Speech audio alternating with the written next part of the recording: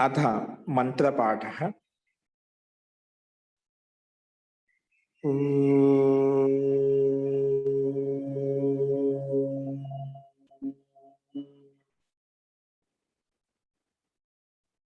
सहनाववतु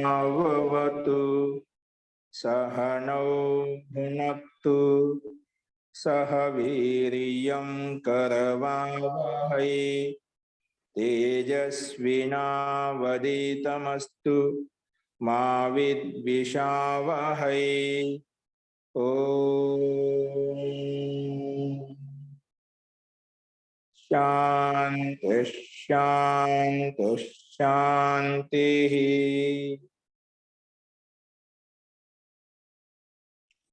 सर्वेभ्यो नमः। अंदरिकी नमस्कारम अंडी।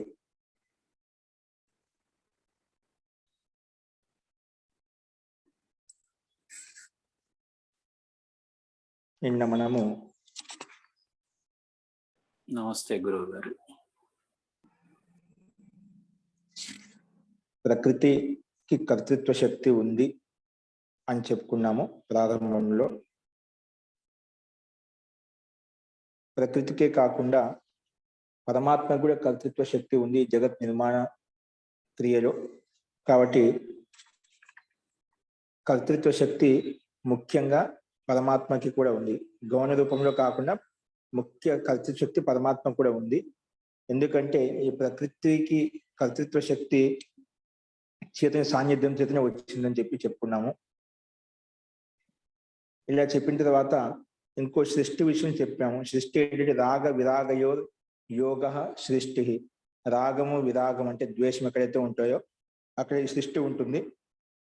ఆ సృష్టి ఏంటి అన్నప్పుడు, ఆ సృష్టి యొక్క ప్రక్రియ ఏంటి అన్నప్పుడు మళ్ళీ దాన్ని ఇంకొక సంకేత రూపంలో మహదాది క్రమేణ పంచభూతానం, ఈ మహత్వం అహంకారం పంచ తన్మాత్రలు ఉభయేంద్రియాలు పంచభూతాలు వరకు ఈ మహత్వం చేవైతే వికృతి ఉత్పన్నం అవుతుందో ఇది సృష్టి నిర్మాణ ప్రక్రియ అని చెప్పి నిన్న మనం చూశాము. కాబట్టి ఇంతవరకు ప్రకృతికి కర్తృత్వ శక్తి చేతన సాన్నిధ్యం చేతనే వస్తుంది. పరమాత్మకి జగత్ నిర్మాణ కార్యక్రమంలో ముఖ్య కర్తృత్వ శక్తి ఉంటుంది. కాబట్టి ఇంకోటి ఆ కర్తృత్వ శక్తిని చెప్పిన తర్వాత సృష్టి అంటే ఏమిటన్నప్పుడు రాగ విరాగం ఎక్కడైతే ఉంటుందో, రాగ విరాగం అనేది అంటే రాగము ద్వేషం ఎక్కడ ఉంటుంది, జీవాత్మలో ఉంటుంది. కానీ జీవాత్మని రాగద్వేషం ఉన్నంత వరకు ఈ సృష్టి ప్రక్రియ ఈ సృష్టి నిర్మాణం జరుగుతూనే ఉంటుంది అని చెప్పుకున్నాము. ఈ సృష్టి ఎలా ఉత్పన్నమైంది అనే ప్రక్రియను ముందు చెప్పిందని ఇంకొక సంకేత రూపంలో ఇక్కడ చెప్పుకుంటు మహదాది క్రమంలో మూల ప్రకృతి నుంచి మొదలుకొని మహాతత్వం నుంచి మొదలుకొని పంచభూతాల వరకు ఈ సృష్టి యొక్క ప్రక్రియ ఈ విధంగా నడుస్తుంది అని చెప్పి నిన్న మనం చూసాం. మూల ప్రకృతి నుండి మహాతత్వం నుండి అహంకారం నుండి పంచ తన్మాత్రలు ఉభయ ఇంద్రియాలు, ఈ రకంగా ఈ క్రమంలో యుద్ధం క్రమేణ పశ్చాత్ పంచ తన్మాత్రేభ్య తన్మాత్రల చేత మళ్ళీ స్థూల భూతాలు ఉత్పన్నమవుతాయి. దీన్ని సృష్టి అంటామని చెప్పి నిన్న మనం చెప్పుకున్నామండి. చెప్పిన వాటిలో సందేహంగా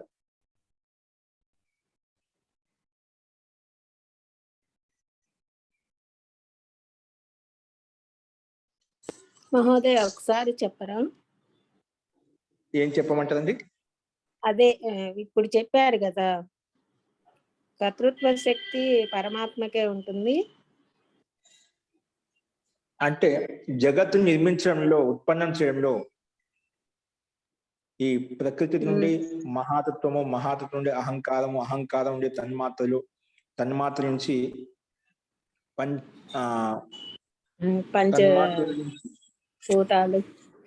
పంచభూతాలు ఇలాగా ప్రక్రియ చెప్పిన ఇదంతా ప్రక్రియ కేవలం పరమాత్మని నిర్మించగలుగుతాడు, పరమాత్మ సృష్టించగలుగుతాడు. కాబట్టి ఈ రకంగా కర్తృత్వ శక్తి ఉంది, పరమాత్మకి ఉంది. కానీ మరి ఇంతకుముందు జీవాత్మకు ముక్తిని ఇవ్వడం కోసము, భోగాన్ని ఇవ్వడం కోసము కర్తృత్వ శక్తి ప్రధాన ప్రకృతికి ఉందని చెప్పాం. ప్రధాన ప్రకృతికి ఏదంటే పరమాత్మ సహాయం చెందిన ఆ ప్రకృతికి కర్తృత్వ శక్తి వచ్చింది. పరమాత్మ యొక్క సహాయం లేకుండా కర్తృత్వ శక్తి ప్రకృతికి రాదు. ప్రకృతి ఎందుకు జడ వస్తువు, జడ పదార్థము. కాబట్టి ఆ ప్రకృతి సహాయం చేత జగత్ రూపంలో తయారు చేశాడు. కాబట్టి ఈ సృష్టిని ఆ ప్రకృతి సహాయం చేత జీవాత్మ ముక్తిని పొందగలుగుతుంది. జీవాత్మ ఆ ప్రకృతిలో ఉండే భోగ్య వస్తువు, భోగ్య పదార్థం కాబట్టి ఇది ఆ భోగాన్ని అనుభవించడానికి ఇది కారణం. ఆ రకంగా ఈ కర్తృత్వ శక్తి ఉంది. జీవాత్మకు ముక్తినివ్వడానికి, భోగాలను అందచేయడానికి ప్రకృతి కర్తృత్వ శక్తి. ఈ కర్తృత్వ శక్తి ఎలా వచ్చిందంటే చైతన్య చిత్ సాన్నిధ్యాలు, అంటే పరమాత్మ సాన్నిధ్యం చేత. పరమాత్మ దీన్ని ఉత్పన్నం చేశాడు కాబట్టి, జగత్తుని సృష్టించాడు కాబట్టి ఆ కర్తృత్వ శక్తి వచ్చింది. అందుకే కర్తృత్వ శక్తి ఖచ్చితంగా పరమాత్మను స్వీకరించాలి. జగత్ నిర్మాణ ప్రక్రియ చేయకుండా ప్రకృతి స్వయం తనకే తాను నిర్మించలేదు. జీవాత్మ దాన్ని సృష్టించలేడు. సృష్టించే పరమాత్మ ఒకడే అన్నమాట. నిర్మించిన తర్వాత అక్కడ ఆ సహాయం చేసి, ప్రకృతి సహాయం చేసి జీవాత్మ ముక్తిని, మోక్షాన్ని పొందగలుగుతుంది. అది ప్రక్రియ అండి. ఇలా చెప్పిన తర్వాత నెక్స్ట్ చూడండి, స్లైడ్ మార్చింది. నిన్న ఏం చెప్పినాం? సృష్టి అంటే ముందు సృష్టి ఎట్లా వస్తుందంటే రాగ రాగము ద్వేషం సృష్టి ఉంటుంది. రాగం ద్వేషం ఉంటుంది, పరమాత్మలో ఉండదు. ప్రకృతి జడ వస్తు దాంట్లో ఉండదు, చైతన్యం లేదు. కాబట్టి రాగ ద్వేషం ఎక్కడ ఉంటుంది? జీవాత్మలో ఉంటుంది. కానీ ఏ జీవాత్మలకైతే రాగము ద్వేషం ఉంటుందో అంతవరకు సృష్టి ప్రక్రియ నడుస్తూనే ఉంటుంది. పరమాత్మని ఉత్పన్నం చేస్తూనే ఉంటాడు అన్నమాట ఈ జగత్తును. అస్తు ఇలా చెప్పుకున్న తర్వాత చూడండి నెక్స్ట్, ఆత్మార్థత్వ సృష్టే నా ఏషాం ఆత్మార్థ ఆరంభ. ఆత్మార్థత్వాత్ సృష్టే. చూడండి ఇక్కడ 11వ సూత్రము, ఆత్మార్థత్వ సృష్టే. ఈ ఆత్మ కోసమే సృష్టి యొక్క నిర్మాణం జరిగింది. ఆత్మ కళ్యాణం కోసమే సృష్టి నిర్మాణం జరిగింది. ఈ బ్రహ్మాండం అయితే ఉత్పన్నమైందో ఆత్మకు భోగాలను చెప్పిన భోగాపవర్గాలను దృశ్య జగత్ అంటే బ్రహ్మాండం అంటే జగత్ అంతా ఆత్మ కళ్యాణం కోసం, ఆత్మకు ముక్తినివ్వడం కోసము, భోగాన్ని అందజేయడం కోసమే ఈ సృష్టి ప్రక్రియ. ఆత్మార్థత్వ సృష్టి, సృష్టి ఆత్మ కోసమే. నా ఏషాం ఆత్మార్థ ఆరంభ, నా ఏషాం ఆత్మార్థం ఆరంభ. కానీ మనం ముందు చెప్పుకున్నాం కదా, ఏంటివి? మహదాధికృతమైన పంచభూతానం పర్యంత, ఏ మహతత్వం నుంచి మొదలుకొని పంచభూతాల వరకు అయితే ఉన్నా నా ఏషం ఆత్మార్థం ఆరంభ. ప్రకృతి కోసం ఉత్పన్నం కాదు ఇవి. ఆత్మార్థం ఆరంభ, నా ఏషం ఆత్మార్థం ఆరంభ. ఏషం అంటే ఇక్కడ తాత్వం 2 రకాలుగా అర్థం తీసుకోవచ్చు మనం.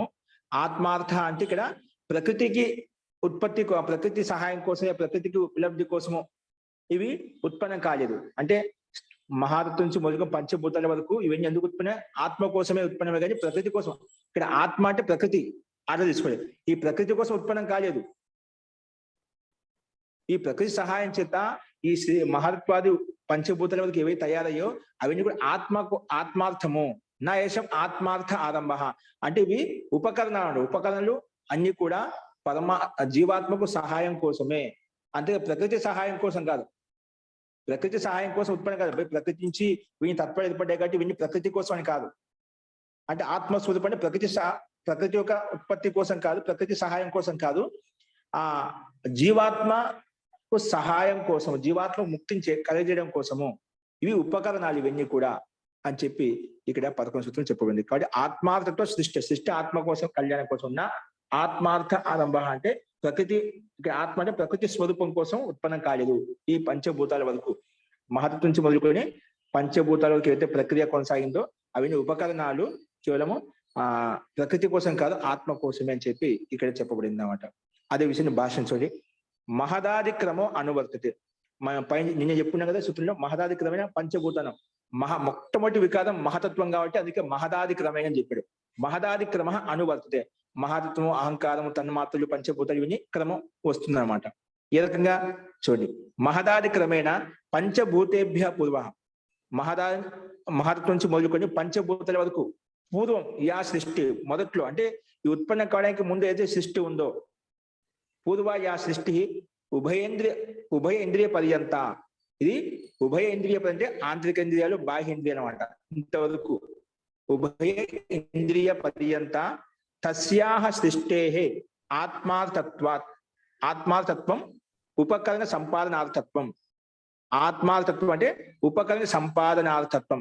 ఇక్కడ మనకు మహాతత్వం నుంచి మొదలుకున్న పంచభూతాల వరకు భూత పూర్వ యా సృష్టి ఏది సృష్టి ఉందో ఇవన్నీ కూడా ఉభయేంద్రియ పర్యంత. అంటే ఉభయేంద్రియ అంటే పంచ జ్ఞానేంద్రియులు, పంచ కర్మేంద్రియాలకు ఏది సృష్టి ఉందో తస్యాహ సృష్టే, ఈ సృష్టి మొత్తానికి ఆత్మార్థత్వం అంటే ఆత్మ ఉపకరణార్థ ఆత్మ ఉపకరణ సంపాదనార్థత్వం. అంటే ఆత్మకి ఉపకరణంగా ఇవి ఈ ఉభయేంద్రియము, మనసు, 11 ఇంద్రియము ఇవన్నీ కలిసి ఆత్మకి ఉపకరణంగా ఉంటాయి. జీవాత్మకు భోగాలను అనుభవించడం కోసము, ముక్తి సుఖాన్ని పొందడం కోసమే ఉపకరణాలుగా ఉంటాయి, సహాయంగా ఉంటాయి. అందుకే ఈ తస్యాహ సృష్టిలో ఉన్నటువంటి పదార్థాలు ఏవైతే ఆత్మార్థత్వ అంటే ఆత్మ ఉపకరణ సంపాదన, ఆత్మకి ఉపకరణాలు సంపాదించడం కోసం అంటే ఉత్పన్నం చేయడం కోసమే ఈ ఇంద్రియాలు ఉన్నాయి. ఉభయ ఇంద్రియం పర్యంతం ఏవైతే ఉన్నాయో ఆత్మకు ఉపకరణంగా ఉంటూ, సహాయంగా ఉంటూ జీవాత్మకు ముక్తిని, మోక్షాన్ని ముక్తిని, భోగాన్ని కలిగజేస్తున్నాయి. ఏంటి అవి అంటే బుద్ధి, అహంకార, మనో, జ్ఞానేంద్రియ, కర్మేంద్రియ సాధనార్థత్వం అస్తి. ఆ ఉపకరణాలు ఏ రకం ఉపకరణాలు సంపాదన కోసం చెప్పాం కదా. ఇవన్నీ సృష్టిలో ఉభయేంద్రియ పర్యంతం ఏవైతే ఉన్నాయో ఆత్మకి ఉపకరణం సంపాదన కోసం ఉన్నాయన్నమాట. ఏంటి ఆత్మకి ఉపకరణంగా అత్యంత సహాయంగా ఉంటాయంటే దాంట్లో సూక్ష్మం చెప్పాడు అంట. బుద్ధి, అహంకారము, మనః, జ్ఞానేంద్రియాలు, కర్మేంద్రియాలు. జ్ఞానేంద్రియాలు అంటే పంచ జ్ఞానేంద్రియాలు, పంచ కర్మేంద్రియాలు అన్నమాట. ఇవన్నీ సాధనార్థత్వం అస్తి. ఇవన్నీ కూడా జీవాత్మకు ముక్తిని కలిగిస్తాయి. అంటే దగ్గరగా ఉంటూ, ఆంతరికంగా ఉంటూ ముక్తిని కలిగిస్తాయి. అందుకే బుద్ధి, అహంకార, మనో, జ్ఞానేంద్రియ, కర్మేంద్రియ సాధనార్థత్వం అస్తి. ఇవన్నీ సాధనాలుగా ఉన్నాయి. వక్షతి అగ్రేపి. ఇదే విషయాన్ని పక్కన కూడా వేరే సూత్రాల్లో ప్రమాణంగా చెప్పారంట. ఏంటివి? ఇదే సాంఖ్య దర్శనంలో 36 సూత్రంలో చెప్పబడింది. వక్షతి అగ్రే. ముందు కూడా ఇదే విషయం చెప్పాడు. పురుషార్థం కరణోద్భవ. పురుషార్థం అంటే పురుషుని యొక్క ప్రయోజనం కోసం, అంటే జీవాత్మ యొక్క ప్రయోజనం కొరకే. పురుషార్థం అంటే పురుషుడి యొక్క ప్రయోజనం కొరకే కరణ ఉద్భవ. ఆ కరణాలు ఉత్పన్నమయ్యాయి. అంటే ఈ ఉభయేంద్రియాలు ఏమని చెప్పుకున్నా, కరణాలు అంటే బుద్ధి, అహంకారము, మనసు, జ్ఞానము, పంచ కర్మేంద్రియాలు, పంచ జ్ఞానేంద్రియాలు ఇవన్నీ చెప్పుకున్నాం కదా. ఇవన్నీ కూడా కరణాలు ఏవైతే ఉన్నాయో, ఉపకరణాలు ఏవైతే ఉన్నాయో పురుషార్థం, పురుషుడి ప్రయోజనం కొరకే ఉన్నాయి అని చెప్పి ఇక్కడ మనకు స్పష్టంగా సాంఖ్య దర్శనంలో 36 సూత్రంలో చెప్పబడింది అంట. అంతేకాకుండా తథా అలాగే పురుషార్థం ఇంకొక ప్రమాణం చూపిస్తున్నాడు. అందులో 16 సూత్రము. పురుషార్థం సంస్కృతి లింగానాం. పురుషార్థం పురుషుల యొక్క ప్రయోజనం కొరకే ఈ లింగ శరీరం ఉంది. అంటే సూక్ష్మ శరీరం. లింగ శరీరం అంటే సూక్ష్మ శరీరం అంట. పురుషార్థం పురుషుల యొక్క ప్రయోజనం కొరకే, అంటే జీవాత్మ యొక్క ప్రయోజనం కొరకే సంస్కృతి అంటే సృష్టి ఏదైతే ఉందో, సంస్కృతి లింగానం, లింగ శరీరం ఏదైతే ఉందో ఇది పురుషుల యొక్క ప్రయోజనం కొరకే ఉంది. కాబట్టి అందుకే సూక్ష్మము పురుషుడికి ముక్తిని కలిగజేసేంత వరకు ఈ సూక్ష్మ శరీరం వెంటాడుతూనే ఉంటుంది అన్నమాట. కాబట్టి ఈ లింగ శరీరం అనేది పురుషుడికి ప్రయోజనం కొరకే ఉంది అని కూడా మనకు 3వ అధ్యాయంలో 16 సూత్రంలో చెప్పబడిందంట. ఇదే సాంఖ్య దర్శనంలో. తస్మాత్ అందువల్లనే తదగ్రే, దీని తర్వాత ఏషాం ఆరంభ ఆత్మార్థ న. అందుకే ఏవైతే ఉన్నాయో ఈ ఆత్మ కోసం కాదు. అంటే ఈ ఉపకరణాలు ఆత్మార్థం నా అంటే ఇక్కడ ప్రకృతి కోసం కాదు, జీవాత్మ కోసమే అని చెప్పి ఇక్కడ చెప్తున్నామట. ఏషాం పూర్వసూత్రే సాక్షాత్ పఠితానం పంచభూతానం విశేషణం. ఇవన్నీ కూడా డైరెక్ట్ గా మనం చెప్పిన మహదాది క్రమంలో పంచభూతాలకి సృష్టి జరిగిందని చెప్పి ఇవన్నీ కూడా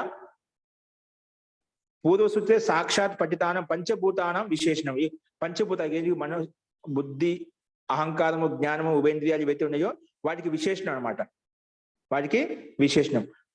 ఏషాం పంచభూత స్థూల భూతానం అంటే పంచస్థూల భూతానం. ఏషాం పంచస్థూల భూతానం పృథివ్యా. స్థూల భూతాలు ఏంటివి? పృథివ్యాదినం, పృథివీ, అగ్ని, వాయు, జల, ఆకాశం. ఇవి పృథివ్యాదినం వ్యక్తి సమారంభ ఆత్మార్థ అంటే ఆత్మకరణ ఉపసంపాదనాలతో నా. ఇవన్నీ కూడా ఏషాం పంచస్థూల భూతానం అంటే పృథివ్యాదినం వ్యక్తి స్వరూపం అయితే ఉందో, పంచభూతాలు ఏదైతే కనిపిస్తున్నాయి మనకు, వీటికి సమారంభం ఏదైతే ఉందో ఆత్మ ఉపకరణ సంపాదనాలతో నా. ఇవి ఆత్మకి ఉపకరణాలు ఏవైతే ఉన్నాయో వాటిని సంపాదించడం కోసం, వాటిని ఉత్పన్నం కోసం కాదు. ఈ పంచభూతాల ప్రక్రియ ఏం జరిగింది?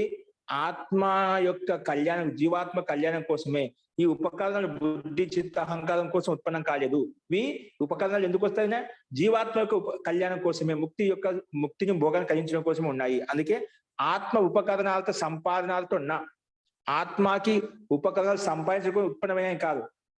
ఇవి నిజంగా వాస్తవంగా ఆత్మకి, జీవాత్మకే కళ్యాణం కోసమే, ముక్తిని భోగాన్ని అందజేయడం కోసం ఉత్పన్నమయ్యాయి. ఉపకరణాల కోసం ఈ సృష్టి నిర్మించబడింది చెప్పకూడదు. ఆత్మ కోసం సృష్టి నిర్మించబడింది అని చెప్పాలి ఇక్కడ.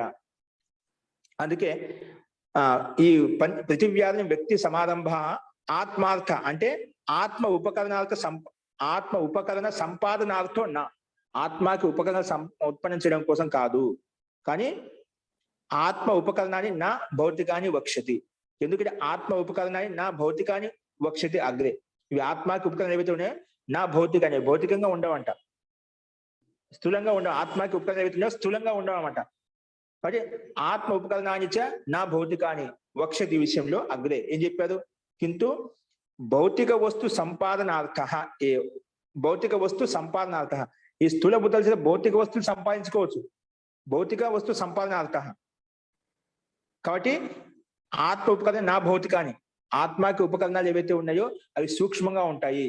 కానీ ఇవి ఉపకరణాలు ఏవైతే ఉన్నాయో అవి స్థూలంగా ఉంటాయి. అందుకే ఇక్కడ ఏం చెప్పాడు? భౌతిక వస్తు సంపాదనార్థ. స్థూలమైన భౌతిక పదార్థాలు ఏవైతే ఉన్నాయో వాటిని సంపాదించుకోవచ్చు, కానీ సూక్ష్మ భూతాలు ఏవైతే ఉన్నాయో, సూక్ష్మ తత్వాలు ఏవైతే ఉన్నాయో వాటి బుద్ధి అహంకారం సూక్ష్మంగా ఉంటే వాటి కోసం కాదు, వాటి ఉపకరణాల కోసం కాదు, ఆత్మకి ఉపకరణం కోసమే ఉత్పన్నమయ్యాయి అని చెప్పి ఇక్కడ చెప్పబడుతుంది అన్నమాట. ఏవం సృష్టి విభాగద్వయం ప్రదర్శన. ఈ రకంగా సృష్టికి 2 విభాగద్వయం ఇక్కడ ప్రదర్శించబడింది. ఏ రకంగా 2 రకాలుగా అంటే తత్ర ఏకో భాగస్తు ఖలు ఇంద్రియాత్మకో ద్వితీయశ్చ భౌతిక. ఒక భాగం ఏంటంటే ఇక్కడ ఇంద్రియాలు, పంచ జ్ఞానేంద్రియాలు, పంచ కర్మేంద్రియాలు చెప్పాం కదా, అవి ద్వితీయశ్చ భౌతిక, స్థూల భౌతిక పదార్థాలు ఏవైతే ఉన్నాయో, పంచభూతాలు ఏవైతే ఉన్నాయో, తన్మాత్రలు ఏవైతే ఉన్నాయో, స్థూల భౌతిక అంటే మనకు ఈ పంచభూతాల్లో స్థూలంగా ఉన్నాయి, సూక్ష్మంగా కూడా ఉన్నాయన్నమాట. కాబట్టి ఇక్కడ ఈ సృష్టిని యొక్క నిర్మాణ ప్రక్రియని 2 భాగాలు చూపించాము. అన్న తత్ర ఏకో భాగస్తు కలు ఇంద్రియాత్మకంగా చూపించాము.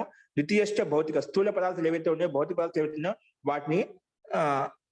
వాటిని ఇక్కడ తీసుకోబడ్డాయి అన్నమాట. కాబట్టి 2 రకాలుగా స్థూల భౌతికాలు, సూక్ష్మ భౌతికాలు అంటే మూల ప్రకటించే అహంకారం నుండి స్థూల భూత పంచభూతాల వరకు ఏవైతే ఉత్పన్నమయ్యాయో వాటి 2 భాగాలు చేసాం. వాటి స్థూలంగా ఉండేటివి, సూక్ష్మంగా ఉండేటివి. కానీ స్థూలంగా ఉండే భౌతికాలు, సూక్ష్మంగా ఉండేటువంటివి కూడా ఇంద్రియాత్మకాలు అని చెప్పి ఇక్కడ చెప్పబడింది.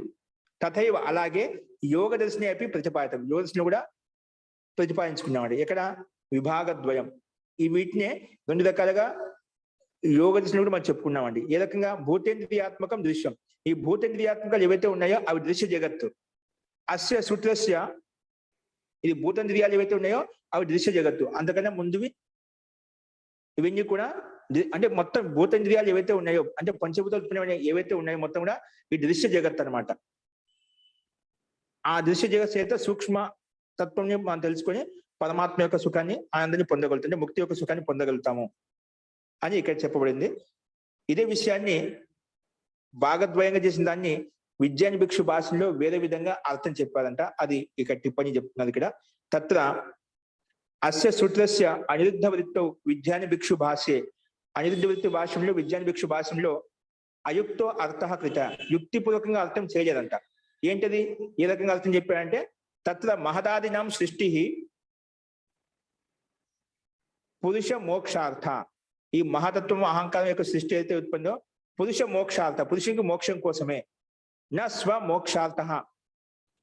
స్వమోక్షార్థ ప్రకృతి ఏవ సృష్టి స్వమోక్షార్థ మహదాదయస్తు ప్రకృతో లీయంతే. ఇక్కడ మహదాది సృష్టి ఏదైతే చెప్పిందో పరమో పురుషో మోక్షార్థ, ఇవి మహదాది తత్వాలు ఏవైతే ఉన్నాయో పురుషునికి మోక్షం కోసమే ఉత్పన్నమయ్యాయి. నా స్వమోక్షార్థ అంటే ప్రకృతి ఏవ, ప్రకృతికి కోసం ఉత్పన్నం కాదు. మహదాది పంచభూతాల పర్యంతం ఏవైతే ఉత్పన్నమయ్యాయో అవన్నీ కూడా ప్రకృతి కోసం ఉపకరణ రూపంలో చూపించడం కోసం ఉత్పన్నం కాలేదు, పురుష మోక్షార్థ, పురుషుడికి మోక్షం కలగజేయడం కోసం ఉత్పన్నమయ్యాయి. అదే విషయం చెప్పండి. నా స్వమోక్షార్థ అంటే ప్రకృతి ఏవా సృష్టి, ప్రకృతిలో సృష్టి అయితే కనిపిస్తుందో ఆ ప్రకృతి కోసం కాదు, పురుషుని యొక్క ప్రయోజనం కోసమే ఈ సృష్టి నిర్మాణం జరిగింది. అందుకే స్వమోక్షార్థ మహదాదయస్తు ప్రకృతితో లీయంతే. ఎందుకంటే ఈ ఉత్పన్నమైనటువంటి పదార్థాలు ఏవైతే ఉన్నాయో తర్వాత ఆ పురుషుడికి మోక్షం ఉత్పన్నమైన తర్వాత, పురుషుడికి మోక్షం అందజేసిన తర్వాత ఇవన్నీ ఏవైతే ఉన్నాయో స్థూల భౌతిక పదార్థాలన్నీ కూడా అవి తన ప్రకృతిలో విలీనమైపోతాయి. అంతిమంలో పురుషుడి యొక్క ముక్తిని కలుగజేసిన తర్వాత ఇవన్నీ బుద్ధి చిత్త అహంకారాలు ఏవైతే స్థూల భౌతిక శరీరం ఏవైతే ఉందో ఇవి తన ప్రకృతిలో విలీనమైపోతాయి. అంటే స్వమోక్షార్థ కాకుండా పురుష మోక్షార్థ, పురుషుడికి జీవాత్మకి మోక్షం కొరికే ఈ సృష్టి యొక్క నిర్మాణం జరిగింది. ఎందుకంటే మహదాదయస్తు ప్రకృతిలో లీయంతే, మహదాది పదార్థాలు ఏవైతే ఉన్నాయో ప్రకృతి విలీనమైపోతాయి. తేషాం అనిత్యత్వాది, ఎందుకంటే ఈ సంఘాతం చేత ఉత్పన్నమైన పదార్థాలు ఏవైతే ఉన్నాయో ఇవి సంఘాత రూపమైనటువంటి ఉత్పన్నమైన పదార్థాలు కంటే అనిత్యమైనవి. సంఘాతం చేత ఏవైతే ఉత్పన్నమవుతాయో అవి అనిత్యమే, నిత్యంగా ఉండవు. కాబట్టి ఈ మహదాది పదార్థాలు కూడా అనిత్యమైనవి కాబట్టి ఇది ప్రకృతి విలీనమైపోతాయి. అందుకే తేషాం అనిత్యత్వాత్ తత్ర నా స్వార్థ మోక్ష ప్రయోజనం గడితే. కాబట్టి ఇక్కడ ప్రకృతి కోసం ప్రయోజనం కోసం ఇక్కడ ఈ సృష్టి నిర్మాణం జరిగదు, ముక్తి యొక్క ప్రయోజనం కోసం ఈ సృష్టి యొక్క నిర్మాణం జరిగింది అని చెప్పి స్పష్టంగా అర్థమవుతుంది. నా స్వార్థం మోక్ష ప్రయోజనం గడితే, ఇక్కడ ప్రకృతి కోసం ప్రయోజనం కొరకు ఇక్కడ సృష్టి నిర్మించబడినది, అది యుక్తి సంగతం కాదు. ఇది తయో ఆశయ, ఇది ఆ విజ్ఞాన భిక్షు భాషని ఈ రకంగా ఆయన ఉల్లేఖించారు. కానీ దీని ప్రకృతి ఏవ సృష్టి స్వమోక్షాలతో, ప్రకృతి సృష్టి స్వమోక్షాలతో నా మహదాదినాం స్వమోక్షార్థ ఏదుచ్యతే కిం మహదాదినాం యా సృష్టి సా ప్రకృతి సృష్టినా. ఇక్కడ ఏం చెప్పారంటే ప్రకృతి సృష్టి స్వమోక్షాలతో స్వమోక్షార్థ, ఇది పురుషుల యొక్క ప్రయోజనం కొరికే ఉంది. నా మహదాదిన స్వమోక్షార్థ, మహదాతత్వాలు ఉన్నాయో వాటి కొరకు ఇక్కడ ఉత్పన్నించేది. అది ఏ విధంగా అయితే విజ్ఞాన భిక్షు బాగా చెప్పబడిందో ఏదొచ్చితే కిం మహదాదినం యా సృష్టి, మహత్వం నుంచి మొదలు పంచభూతాల వరకు అయితే సృష్టి ఉందో సా ప్రకృతి సృష్టినా, ఈ ప్రకృతి యొక్క సృష్టి కాదా, ఆ విషయం చెప్పాడు. కించ మహదాదిభ్యో భిన్నేభ్యో కాచిత్ ప్రకృతి సృష్టిరస్తి, మహతత్వాల కంటే భిన్నమైంది కాచిత్ ప్రకృతి సృష్టిరస్తి, అంటే ఈ మహతత్వాల కంటే భిన్నమైంది ఆ ప్రకృతి యొక్క సృష్టి ఉంది. యదర్థం ఉచ్యతే అని విజ్ఞాన భిక్షు భాష ఈ రకం చెప్పబడింది అన్నమాట. యదర్థం ఉచ్యతే ఏంటిదంటే ప్రకృతి సృష్టి స్వమోక్షార్థ, ఈ ప్రకృతి యొక్క సృష్టి అయితే ఉందో స్వమోక్షం కోసం ఇవ్వబడింది. అంటే విజ్ఞాన భిక్షు భాషలు ఇవన్నీ కూడా సృష్టి ప్రకృతి కోసం ఇవన్నీ ఇవ్వబడ్డాయి. ప్రకృతి ఉంటేనే ఆ జీవాత్మ ముక్తి కలుగుతుంది అని ప్రకృతి పరంగా చూపించాడట. జీవాత్మ పరంగా చూపించకుండా ప్రకృతి పరంగా చూపించాడు విజ్ఞాన భిక్షు భాష. అది యుక్తి సంగతం కాదని చెప్పి ఇక్కడ బ్రహ్మముని చెప్తున్నామట. అందుకే యదర్థం ఉచ్యతే ప్రకృతి సృష్టి స్వమోక్షార్థ, అంటే స్వమోక్షం కొరకు అని చెప్పి. ఎందుకంటే సర్వాహి సృష్టి ప్రకృతి సృష్టి, ఎందుకని ఈ సృష్టి మొత్తం కూడా ప్రకృతి యొక్క సృష్టి, ప్రకృతి ద్వారా ఉత్పన్నమైన వాడ. సో ప్రకృతి కోసం ఉండాలి కానీ జీవాత్మ కోసం ఎలా అవుతుంది అని విజ్ఞాన భిక్షు భాషలో అన్యత వ్యాఖ్యానించదు. అది యుక్తి సంగతం కాదు. కానీ ఇది ఇత్తం అనర్గళం కథనిన కిం, ఇలాంటి అనర్గళమైన కథన అంటే యుక్తి సంగతమైన కథనం చేయలేదు. కాబట్టి సాంఖ్య సిద్ధాంతం అవిరుద్ధం చ కథనమిదం, సాంఖ్య సిద్ధాంతానికి విరుద్ధ కథనం ఇది. కాబట్టి ఈ సృష్టి ప్రక్రియ ఏదైతే ఉందో ఇది జీవాత్మకు ముక్తి అందజేయడం కోసం ఉంది. కానీ ఈ సృష్టి ప్రక్రియ మహదాది తత్వాలు ఏవైతే ఉత్పన్నమయ్యో ఈ మూల ప్రకృతి కోసం కాదు, మూల ప్రకృతి కోసం చెప్పి ఇక్కడ ఈ భాష విజ్ఞాన భిక్షు భాష చెప్తున్నామట. అది యుక్తి సంగతం కాదని చెప్పి ఈ సిద్ధాంతి ఇక్కడ అంటే యథార్థంగా ప్రస్తావించాడు అన్నమాట. కాబట్టి ఈ సృష్టి ఏదైతే మహతత్వం నుంచి మొదలుపెట్టి పంచభూతాల వరకు ఏదైతే సృష్టి జరిగిందో పురుషునికి మోక్షం కొరకే కలిగింది అని చెప్పి సిద్ధాంతి ఇక్కడ ప్రస్తావించాడు. ఎందుకంటే సాంఖ్య సిద్ధాంతం అవిరుద్ధం చ కథనం ఇదం, సాంఖ్య సిద్ధాంతం విరుద్ధ కథనం కూడా ఇది ప్రకృతి నుంచి మొత్తం సృష్టి ఏర్పడింది. కాబట్టి ఈ ప్రకృతి కోసమే ప్రతి ఒక్క ముక్తి కోసం ఇది అంతా ఏర్పడింది అనేది యుక్తి సంగతం కాదు, పురుషుడి యొక్క ప్రయోజనం కొరికే ఈ సృష్టి నిర్మించబడింది అని చెప్పి ఈ భాషలో చెప్పబడింది. ఇలా చెప్పిన తర్వాత అంటే ముఖ్యంగా ఆత్మార్థత్వాత్ సృష్టి, ఆత్మ యొక్క కళ్యాణం కోసం ముక్తి యొక్క సృష్టి నిర్మాణం జరిగింది. నా ఏషం ఆత్మార్థ ఆరంభ, అంటే ఇవి ఏవైతే మహాతత్వం నుంచి మొదలుకొని పంచభూతాల వరకు ఏవైతే ప్రక్రియ ఉందో అవి నా ఏషం ఆత్మార్థ ఆరంభ, అంటే ప్రకృతి యొక్క స్వరూపం కోసం ఉత్పన్నం కాలేదు, ఆత్మ యొక్క స్వరూపాన్ని తెలుసుకోవడం కోసమే ముక్తిని తెలియజేయడం కోసమే ఈ సృష్టి నిర్మాణం జరిగింది. ఇది సూత్రం యొక్క అభిప్రాయం. ఆత్మార్థ అంటే ముక్తి, ఆత్మకు జీవాత్మ ముక్తిని కలగజేయడం కోసం ఈ సృష్టి నిర్మాణం జరిగింది. అంతేగాని ఈ మహదాతత్వాలు ఏవైతే పడే ప్రకృతి కోసం కాదు, ఇవి ఆత్మ కోసమే అని దీని యొక్క తాత్పర్యం. ఇలా చెప్పిన తర్వాత 12వ సూత్రం ఏం చెప్పండి చూడండి. దిక్ కాలౌ ఆకాశాదిభ్య, దిక్ కాలౌ ఆకాశాదిభ్య. సరే మళ్ళీ ఈ దిక్కులు దిశలు అంటున్నాం, కాలం అంటున్నాం, అంటే ఇది కూడా ఈ మహత్వం నుంచి ఉత్పన్నమయ్యేవన్నా దిశ కూడా మనకు చాలా ఈ దిశ ఈ కాలం అని చెప్పి కాలంలో ఒక తత్వం ఉందా? ఏ విధంగా అయితే మహాతత్వం ఏర్పడింది, మహాతత్వం నుంచి అహంకారం ఏర్పడింది, అలాగే అహంకారం చేత తన్మాత్రలు ఏర్పడ్డాయి. అలాగా ఈ దిశ కూడా ఏదైనా తత్వం నుంచి ఉత్పన్నమైందా? ఈ కాలం అనేది ఏదైనా తత్వం నుంచి ఉత్పన్నమైందా? ఎక్కడి నుంచి ఉత్పన్నమై? ఈ దిశ ఎక్కడి నుంచి వచ్చింది, ఈ కాలం ఎక్కడి నుంచి వచ్చింది, దీనికి సత్తా ఉంది లోకంలో, ఇది ఎక్కడి నుంచి ఉత్పన్నమైంది. దిక్కాలు ఆకాశాదిభ్య, అప్పుడు దిక్కాలు ఎక్కడి నుంచి ఉత్పన్నం అంటే ఆకాశాదిభ్య, ఇవి ఆకాశం చేతనే ఆకాశ పంచభూతంగా ఈ ఆకాశ అంతర్గతంలో వస్తాయి. దిక్కు అనే దిశ అనేది కాలం అనేది ఈ ఆకాశం అంతర్గతంలోకి వస్తాయి అని చెప్పి ఇక్కడ ప్రస్తావించబడింది. చూడండి దీని భాష్యము. దిక్కాలౌ ఆకాశాదిభ్య యో దిక్కాల వ్యవహ్రీయేతే దిశలు కాలం అని ఏదైతే వ్యవహరిస్తున్నాం లోకంలో, తౌ ఖలు ఆకాశాదిభ్య ఏవ నిర్ధారణీయౌ, ఇవి ఆకాశం చే నిర్ధారించ. ఎప్పుడైతే ఆకాశ మహాభూతం ఏర్పడిందో, ఆకాశం ఎప్పుడైతే మనకు పంచభూతం తయారైందో అప్పుడే ఈ దిశ 4 దిశలు అని చెప్పి చెప్పుకుంటాం, ఈ కాలం అని చెప్పి కాలం నిర్ధారణ చేస్తాం. కాబట్టి ఆకాశం చేత ఇది నిర్ధారించబడుతుంది. ఇది ఏ తత్వం చేత ఉత్పన్నం కాదు, దిశ అనేది కాలం అనేది, కాబట్టి ఆకాశం చేతనే ఇది నిర్ధారించబడుతుంది.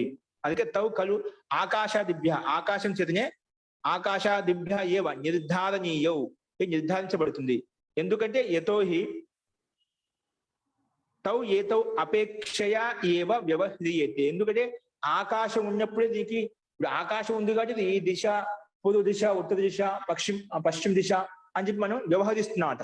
ఆకాశమే లేకపోయినప్పుడు ఆకాశ మహాభూతం లేకపోయినా ఈ వ్యవహారమే మనకు లోకంలో ఉండదన్నమాట. కాబట్టి ఆకాశం చేసిన ఈ దిశావాచి కాలవాచి శబ్దాన్ని మనం వ్యవహరిస్తున్నాము. అందుకే తౌ ఏతో అపేక్ష ఏవ వ్యవహ్రీయేతే, దీనికి ఆకాశ మహాభూతం ఉంది కాబట్టి ఇది వ్యవహరిస్తున్నాము లోకంలో అని చెప్పి ఇక్కడ చెప్పబడింది. అందుకే పృథివీ అపేక్ష ఆకాశ విశేషో దిగ్భవతి, ఈ పృథివీకి తులనలో ఆకాశ విశేషో దిగ్భవతి, ఆకాశ కారణంగానే ఆకాశ మహాభూత కారణంగానే ఇది విశేష రూపంగా దిశ అనేది మనం నిర్ధారిస్తాము.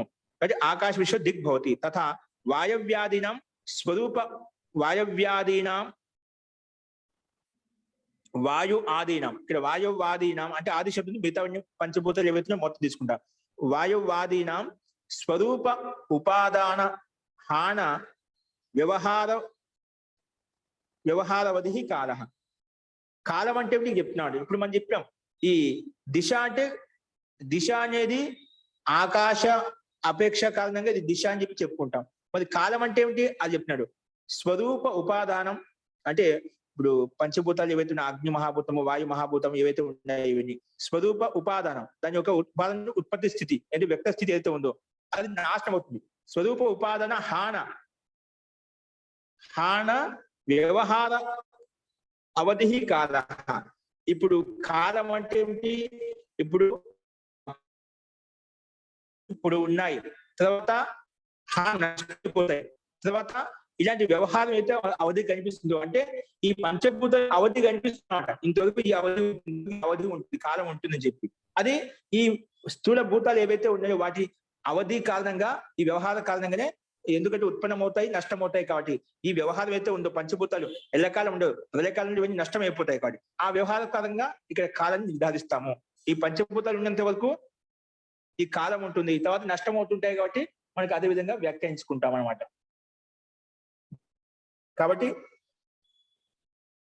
వాయువాదినం స్వరూప ఉపాదాన, స్వరూపం అయితే ఉందో వాటికి ఉపాదానం గ్రహించడము, హానం అంటే అది నష్టం అవుతుంది, మళ్ళీ తర్వాత ఇటువంటి వ్యవహార అవధి అయితే ఉందని కాలం అని చెప్పుకుంటాము. కాబట్టి తస్మాత్ అత్ర పృథక్ న సూత్రయితవ్యౌ, అందుకే ఈ దిశను ఈ కాలం చెప్పడం కోసం విశేషంగా వేరే తత్వం ద్వారా ఉత్పన్నమైందని చెప్పలేదు. ఈ ఆకాశ పంచభూతాలు ఏవైతే ఉన్నాయి బట్టి అంతర్గత ఆకాశం ఉంది కాబట్టి ఇక్కడ మనకు దిశాన్ని నిర్ధారిస్తున్నాము. ఈ పృథివ్యాధి అన్ని భూతాలు ఉన్నాయి కాబట్టి అవి కొంతకాల అవధి వరకు ఉంటాయి కాబట్టి అవధి ఉన్నంతసేపు ఈ కాలం ఉంటుంది. కాబట్టి ఈ పంచభూతాల అంతర్గతంలో మనము ఈ కాలము దిశను తీసుకోవచ్చు. అందుకే తస్మాత్ అత్ర పృథక్, వేరుగా నా సూత్రయితవి, వేరుగా ఏ సూత్రం ద్వారా చెప్పలేదు. కింటు ఆకాశాది అంతర్భూతం ఏవ, ఈ ఆకాశాది ఏవైతే పంచభూత మహాలు ఉన్నాయో, ఆకాశం, అగ్ని మహాత్మ, వాయు మహాతత్వం ఇవన్నీ ఏవైతే ఉన్నాయో పంచభూతాలు ఏవైతే, వీటి అంతర్గతంలోనే ఆకాశము, దిశను మరియు కాలాన్ని పరిగణిస్తాము. కాబట్టి ఇది ఏ తత్వం చేత ఉత్పన్నం కాలేదు. ఈ పంచమహాభూతాలు ఉన్నాయి కాబట్టి ఈ వ్యవహారం కూడా తెలుస్తుంది. ఆకాశ తత్వానికి కూడా ఒక సత్తా ఉంది, దిశ కూడా ఒక సత్తా ఉంది. కాబట్టి ఆకాశాది అంతర్భూతం ఏవ, ఆకాశాది పంచభూతాలు అంతర్గతంలోనే ఇవి దిశను కాలాన్ని పరిగణిస్తాము. కాబట్టి ఈ రెండు వేదం కాదు, వీటి అంతర్గతంలో వస్తాయి. అస్తు ఈ రకంగా ఇక్కడ ఆ దిశ అనేది కాని వేరు కాని చెప్పి చూపించారు ఇక్కడ. ఇలా చెప్పిన తర్వాత మళ్ళీ కింద చూడండి. అతచ సృష్టి మహదాది క్రమేణ ఆత్మార్థే అంటే పురుష ఉపకరణార్థే దశమ ఏకాదశయో సూత్రయో అంటే 10వ సూత్రం 11వ సూత్రంలో దశమ ఏకాదశ సూత్రయో సూచిత సా విపరీయతే. ఇప్పుడు మనకు 10వ సూత్రంలో 11వ సూత్రంలో 10వ సూత్రం చెప్పినాము మహదాది క్రమేణ పంచభూతానం, మహాతత్వం నుంచి మొదలుకొని పంచభూతాల వరకు ఏదైతే సృష్టి ప్రక్రియ జరిగిందో అది. తర్వాత దశమ ఏకాదశయో ఏకాదశి ఉంది ఆత్మార్థత్వ సృష్టి నా ఏషం ఆత్మార్థ ఆరంభ. ఇవి ఆ ప్రక్రియ ఏవైతే జరిగిందో మహత్వం అహంకారం ఇవన్నీ ఉత్పన్నమైన పదార్థాలు ఏవైతే ఉన్నాయో ఉభయ ఇంద్రియాలు ఏవైతే ఉన్నాయో ఇవన్నీ కూడా ప్రకృతి కోసం కదా ఆత్మ కోసమే. ఆ విషయాన్ని దశమ ఏకాదశి సూత్రయో సూచిత ఏదైతే సూచించబడిందో అది సా విపరీయతే. ఆ విషయాన్ని ఇక్కడ వివరంగా ఈ సూత్రంలో చెప్పబడుతుంది అన్నమాట. కాబట్టి ఈ సృష్టి ప్రక్రియలో ఉభయేంద్రియాలు అనేటువంటి సృష్టి అనేది మహదది క్రమేణ అర్థే అంటే పురుష ఉపకరణ అర్థం పురుషుని ఉపకరణంగా సృష్టించబడ్డాయి అనే విషయాన్ని ఇంకా ఈ 10వ సూత్రంలో 11వ సూత్రం ఇచ్చిందని సూచించదని సా విపరీయత దాని సూత్రం ఇంకా వివరంగా చెప్తుంది. ఏ విధంగా అది ఉత్పన్నమైంది, ఏ రకంగా సృష్టి నిర్మాణ ప్రక్రియ జరిగింది, ఏ తత్వం నుంచి ఏది ఉత్పన్నమైంది, ఏ మహాభూతం ఏర్పడింది, ఏ తత్వం ఏర్పడింది అనేది ఇక్కడ మనం అక్కడ చెప్పుకున్నాం. అదే విషయాన్ని ఇక్కడ ఇంకా భిన్న విధంగా ప్రస్తావన చేస్తున్నాడు. చూడండి స్లైడ్ మార్చండి లక్ష్మి గారు. 12వ సూత్రము. అతచ సృష్టి మహదాది క్రమేణ ఆత్మార్థ ఆత్మ కోసం అంటే పురుష ఉపకరణార్థ పురుషుని యొక్క ఉపకరణం కోసము దశమ ఏకాదశ 10వ 11వ సూత్రంలో అయితే సూచించబడిందో అది ఇక్కడ వివరించుకోవచ్చు. వివరీత అది విధించబడుతుంది. ఏంటది? మొట్టమొదటిది మనం చెప్పుకునేదా మహదాది క్రమేణ అంటే మహాతత్వం. మూల ప్రకృతి నుంచి ఉత్పన్నమైంది, మూల ప్రకృతి నుంచి మహాతత్వం ఏర్పడమాట. మూల ప్రకృతి నుంచి ఏర్పడింది మహాతత్వం ఏర్పడమాట. ఆ మహాతత్వం ఏంటి అది చెప్తున్నాడు. చూడండి 11వ సూత్రంలో అధ్యవసాయో బుద్ధి. అధ్యవసాయం నిశ్చయాత్మక బుద్ధి. ఎందుకంటే బుద్ధి అనేది బుద్ధి ద్వారా నిశ్చయం అవుతున్నమాట. నిశ్చయ అనిశ్చయాలు ఎక్కడ చదువుతాయి బుద్ధిని చదువుతాయన్నమాట. అందుకే అధ్యవసాయ నిశ్చయమైనది ఏంటి బుద్ధి. అధ్యవసాయో బుద్ధి నిశ్చయాత్మక బుద్ధి అంటే ఈ మహాతత్వం బుద్ధితత్వం కూడా చెప్తామని. ప్రకృతి ద్వారా మొట్టమొదటి తత్వం ఏర్పడి మహాతత్వం ఏర్పడి ఆ మహాతత్వాన్ని ముందుకు చెప్పడం బుద్ధి అంటాం. అధ్యవసాయో బుద్ధి ఇక్కడ మహాతత్వాన్ని బుద్ధి రూపంలో పరిగణించామట. మొట్టమొదటి తత్వం ఏర్పడి బుద్ధి ఏర్పడిందన్నమాట. అదే చెప్తున్నారు ఇక్కడ వ్యాఖ్యానం చేస్తున్నారు 12వ సూత్రంలో. పురుష శరీరే అధ్యవసాయో పురుషుని యొక్క శరీరంలో అధ్యవసాయం అంటే నిశ్చయ యతో భవతి తద్ధర్మకం ఉపకరణం బుద్ధి రుచ్యతే. అంటే నిశ్చయాత్మక బుద్ధి ఏదా పురుష శరీర అధ్యవసాయ నిశ్చయం అనేది యతో భవతి దేని ద్వారా ఎతో అవుతుందో ఈ పురుష శరీరంలో నిశ్చయం అనేది అధ్యవసాయం అంటే నిశ్చయం అనేది ఏ దాని ద్వారా జరుగుతుంది యతో భవతి దేని ద్వారా జరుగుతుందో తద్ధర్మకం ఉపకరణం అటువంటి ధర్మాన్ని వ్యక్తపరిచేటువంటి ఉపకరణం ఏదైతే ఉందో దాన్ని బుద్ధి రీతి ఉచ్యతే. దాన్ని బుద్ధి అంటాము.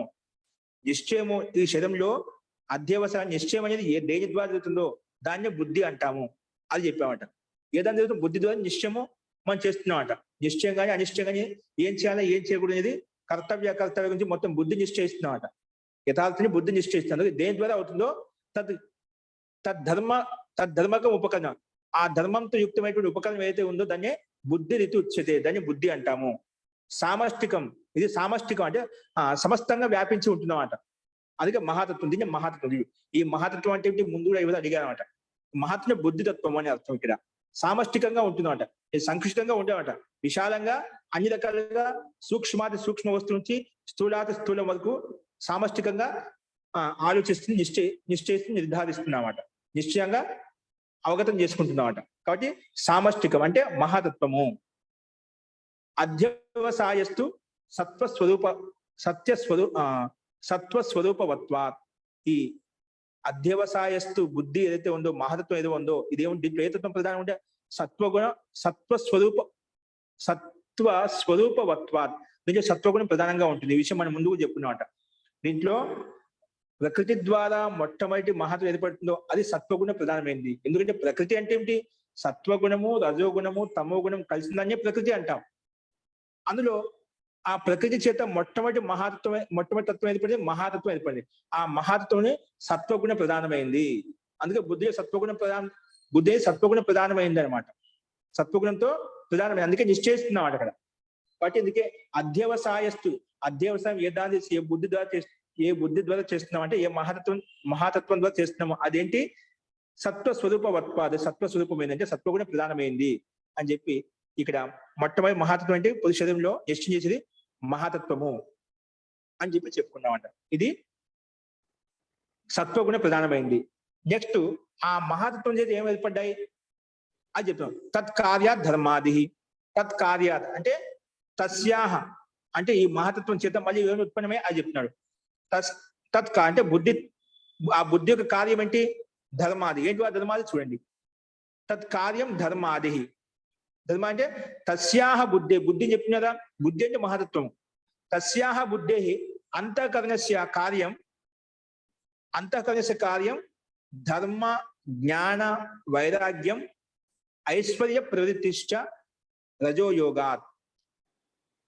ఈ బుద్ధి తత్వంలో బుద్ధి అంటే అంతఃకరణ. ఈ బుద్ధి ఎక్కడ? దీన్ని అంతఃకరణ అంట. అంతఃకరణ తెలియటంలో ఈ బుద్ధి తత్వం తీసుకోబడుతున్నాం అంట. ఎందుకంటే సూక్ష్మంగా ఉంటుంది. తస్యాహ బుద్ధి, ఈ బుద్ధికి అంతఃకరణ బుద్ధిని అంతఃకరణానికి కార్యం ఏంటి? ఈ బుద్ధి ఎటువంటి కార్యం చేస్తుందంటే ధర్మంగా ఆలోచిస్తుంది. ధర్మం ఉంటుంది ఈ బుద్ధిలో. సత్వగుణ ప్రధానమైనప్పుడు ఏమవుతుంది? ఈ బుద్ధిలో సత్వగుణంతో ప్రధానంగా ఉన్నప్పుడు ఏమవుతుంది? ధర్మం చేయాలని ప్రీతి కలుగుతుందన్నమాట. జ్ఞానం ఉంటుంది, వైరాగ్యం ఉంటుంది, ఐశ్వర్యం కూడా ఉంటుందన్నమాట. ఐశ్వర్యం ఉంటుంది. ఈ ఐశ్వర్య ప్రవృత్తిష్ట రజోయోగా. ఈ ధర్మము, జ్ఞానము, వైరాగ్యము, ఐశ్వర్యం అనే ప్రవృత్తి మనకు కలుగుతుంది. కానీ రజోగుణ సహాయం చేత కలుగుతుంది.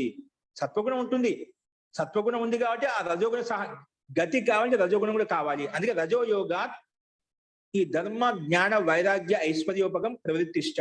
ఇటువంటి విషయాల పట్ల ప్రవృత్తులు అవుతారు. ఆ జీవాత్మ ప్రవృత్తి ఉన్నదో ధర్మం పట్ల, జ్ఞానం పట్ల, వైరాగ్యం పట్ల, ఐశ్వర్యం పట్ల ప్రవృత్తినే ఉంటుంది రజోగుణం యొక్క యోగం చేత. సత్వగుణం ఉంది కాబట్టి ఈ లక్షణాలు ఉన్నాయన్నమాట. ఆ లక్షణాలను కూడా రజోగుణ సహాయం చేత వీటి పట్ల ప్రవృత్తి ఆ జీవాత్మలో కనిపిస్తుంది. అందుకే తత్కార్యాలు ధర్మ అంటే బుద్ధి యొక్క కార్యాలు ఏంటి అంటే ధర్మ, జ్ఞాన, వైరాగ్యం, ఐశ్వర్యం వీటి యొక్క ధర్మాలండి. బుద్ధి యొక్క ధర్మాలు ఏంటివి? ఆ మహాతత్వం యొక్క కార్యం ఏంటివి?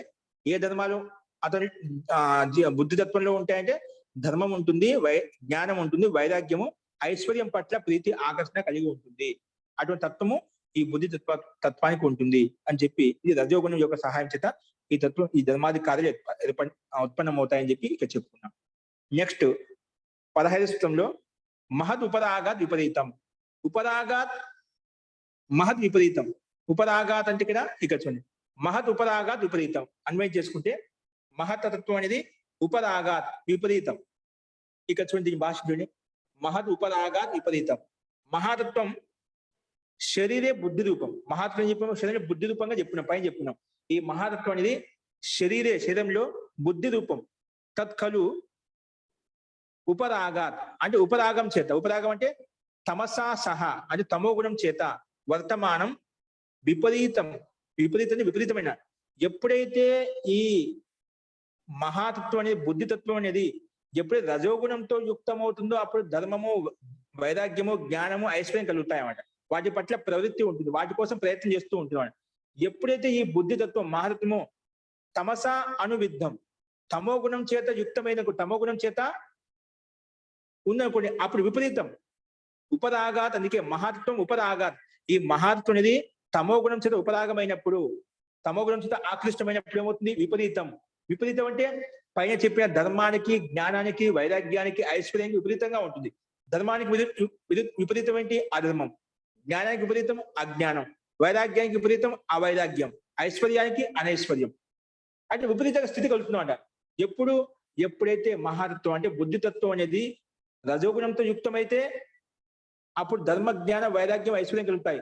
ఎప్పుడైతే ఇదే మహాతత్వము తమో గుణం చేత యుక్తమైంది అనుకోండి అప్పుడు అజ్ఞానము, అవైరాగ్యం, అనైశ్వర్యం, అధర్మం వైపు ప్రవృత్తి ఉంటుంది జీవాత్మకి. అదే విషయం చెప్పామట. మహాతత్వం శరీరే అంటే బుద్ధి రూపం అనేది తత్కలు ఉపరాగాత్. ఏదంత ఉపరాగము?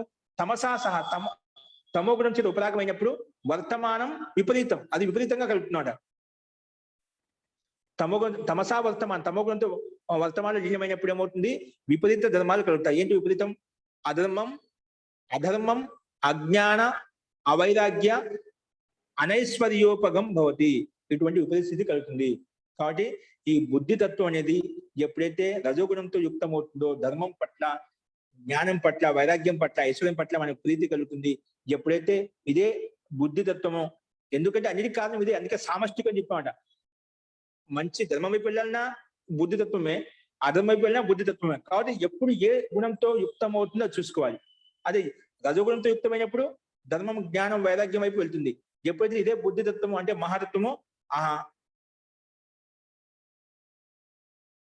తమో గుణంతో యుక్తమవుతుందో అప్పుడు ఈ విపరీత స్థితి కలుగుతుంది. అధర్మం, అజ్ఞానం, అవైరాగ్యం, అనైశ్వర్యోపగం భవతి. అటువంటి వైపు ప్రవృత్తి కలుగుతుంది అటువంటి జీవాత్మ. అందుకే తమో గుణం చాలా భయంకరమైనది. తమో గుణంతో చాలా మంది రజోగుణంలో ఇబ్బంది జరిగిన మనకు తమో గుణం ఉండకూడదు. తమో గుణం ఉంటే ఎల్లప్పుడూ అధర్మంగా, అజ్ఞానంలో ఉంటాం, అవైరాగ్యంలో ఉంటాం, ఐశ్వర్యం కూడా ఉంటామట. అన్ని బద్ధక స్థితిలో తమో గుణం అత్యంతంగా ఆక్రాంతమైనప్పుడు వ్యక్తికి కర్తవ్య అకర్తవ్యం తెలియదు. కానీ తమో గుణం చేత అనేది మనం చాలా దూరంగా ఉండాలి. ఈ తమో గుణం ఎలా వస్తుంది ముందుకు చెప్పుకున్నాడు. కొన్ని మనం తినే ఆహార పదార్థాలు తమో గుణం వృద్ధి చెందుతున్నాడు. తమో గుణం బుద్ధి అనేది పూర్తి నశించిపోతుందండి. చెప్పేదా మహాత్ముల బుద్ధి తత్వం. ఎప్పుడు రజోగుణంతో యుక్తం చేసామనుకోండి, ధర్మం పట్ల, వైరాగ్యం పట్ల, జ్ఞానం పట్ల ప్రీతి కలుగుతుంది. అటువంటి ముందుకు వెళ్ళిపోతుంటాం, ఉన్నతి కలుగుతున్నాం అట. ఎప్పుడైతే తమో గుణం యుక్తమై ఉన్నాం అనుకోండి, అటువంటి పదార్థం తీసుకుంటున్నాం అనుకోండి, మన బుద్ధి ఎల్లప్పుడూ కూడా అధర్మ వైపు, అజ్ఞానం వైపు వెళ్తూ ఉంటుంది. అక్కడ దుఃఖ ప్రాబల్యం ఎక్కువగా ఉంటుంది. కాబట్టి చాలా తమో గుణాన్ని ఇచ్చేటువంటి పదార్థాలు ఏవైతే ఉన్నాయో వాటికి దూరంగా ఉండాలి మనం. ఫస్ట్ నెక్స్ట్ ఇంతవరకు చెప్పుకున్నాము. ఈ బుద్ధి తత్వానికి కార్యాలు ఏంటంటే ధర్మ, జ్ఞాన, వైరాగ్యం అని చెప్పుకున్నాము. వీటికి అది రజోగుణంతో యుక్తమైనప్పుడు, అదే బుద్ధి తత్వం అనేది తమో గుణంతో యుక్తమైనప్పుడు విపరీత స్థితి కలుగుతుంది. అది చూశాము. నెక్స్ట్ అహంకార. మహాతత్వం చేత ఏర్పడుతుంది. మహాతత్వం యొక్క ధర్మాలను చెప్పుకున్నాడు. ముందుగా ప్రకృతి ద్వారా మూలతత్వం ఏర్పడి మహాతత్వం ఏర్పడింది. ఆ మహాతత్వం బుద్ధి తత్వం అని చెప్పుకున్నాం. ఆ బుద్ధి యొక్క కార్యం, బుద్ధి యొక్క పని ఏంటి అంటే, బుద్ధి యొక్క ధర్మాలు ఏంటంటే ధర్మ, జ్ఞాన, వైరాగ్యం, ఐశ్వర్యం కలుగుతాయి ఎప్పుడైతే సత్వగుణంతో రజోగుణంతో యుక్తమైనప్పుడు. తమోగుణంతో యుక్తమైన దానికి విపరీత స్థితి కలుగుతుంది చెప్పుకున్నాం. ఇప్పుడు ఆ మహాతత్వం ఏర్పడిందా, మహాతత్వం నుంచి ఏమేర్పడింది? మహంకారం అని చెప్తున్నాడు. అహంకార. అహంకారం అంటే ఏమిటి? అభిమానో అహంకార. రెండో వికృతి ఏంటి? ప్రకృతి మహాతత్వం ఏర్పడింది, దాని యొక్క ధర్మాలు చెప్పిన తర్వాత అహంకార. ఈ మహాతత్వం చేత అహంకారం ఏర్పడింది. అహంకారం అంటే ఏమిటి? అభిమాన. అభిమానో అహంకార. అహంకారం అభిమానం, నేను అనే భావన, అహం, నాది, మమత్వం ఎక్కడైతే ఉంటుందో అహంకారం, అభిమానం. అభిమానో అహంకార అని చెప్పారు. సో ఇది కూడా ఎక్కడ ఉంటుంది? భాషలో. పురుష శరీరే అభిమానో భవతి. పురుష శరీరంలో అభిమానం ఉంటుంది, అహంకారం ఉంటుంది. ఏంటి? ఏ రకం ఉంటుంది? యత. ఎందుకంటే సో అహం, సో యత అహంకార అంటే అదేంటి? అదే నేను అనే భావన, మమత్వం అనే భావన ఎక్కడైతే ఉంటుందో, అభిమానం ఎక్కడైతే ఉంటుందో అది అభిమానం వల్ల కలుగుతుంది. అంటే పురుషది అభిమాన భవతి. ఎందుకు అభిమానం ఎందుకు వస్తుంది? అహంకార. అహంకారం వల్ల వస్తున్నాడు. అది అహంకారం వల్ల ఆ అభిమానం వస్తుంది. కాబట్టి అహంకారం అంటే అభిమానము అని చెప్పి ఇక్కడ ప్రస్తావించారు. నెక్స్ట్ మహాతత్వం ద్వారా అహంకారం ఏర్పడింది. అహంకారం అంటే ఏమిటి? అహంకారం చేత ఏమి ఉత్పన్నమవుతాయి ఇది చూస్తున్నాడు. అహంకారం ఏర్పడింది. అహంకారం చేత ఇంకే తత్వాలు ఏర్పడతాయి. అవి ఏకాదశ పంచ తన్మాత్రం తత్కార్యం. ఈ అహంకారం యొక్క కార్యములు ఏంటి? ఈ అహంకారం చేత ఏమి తత్వం ఏర్పడుతుంది అంటే ఏకాదశ అంటే 11వ ఇంద్రియము, అంటే 11 ఇంద్రియాలు, పంచ తన్మాత్రం అంటే పంచ తన్మాత్రలు, తత్కార్యం అంటే అహంకారం యొక్క కార్యము. అంటే అహంకారం చేత ఈ 11 ఇంద్రియాలు అంటే పంచ జ్ఞానేంద్రియాలు, పంచ కర్మేంద్రియాలు, 1 మనసు, మొత్తం 11. పంచ తన్మాత్రలు అంటే పంచ తన్మాత్రలు శబ్ద, స్పర్శ, రూప, రస, గంధాలు, ఇవి పంచ తన్మాత్రలు. ఇవి అహంకారం చేత ఉత్పన్నమవుతాయి. అందుకే ఏకాదశ పంచ తన్మాత్రం తత్కార్యం అంటే అహంకారం యొక్క కార్యములు. అహంకారం చేత ఇవన్నీ ఉత్పన్నమవుతాయి. మొత్తం